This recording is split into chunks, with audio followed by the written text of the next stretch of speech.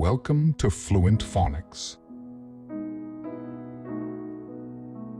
Today, we will discover the proper pronunciation of the word urethane. Urethane.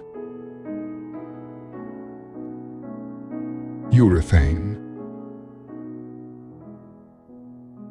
Urethane.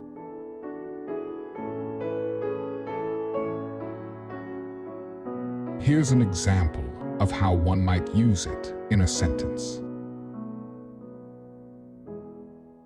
He used a urethane sealant to protect the wood from moisture and stains. Urethane refers to a type of synthetic material typically used as a sealant or coating due to its durability and resistance to various chemicals and environmental factors.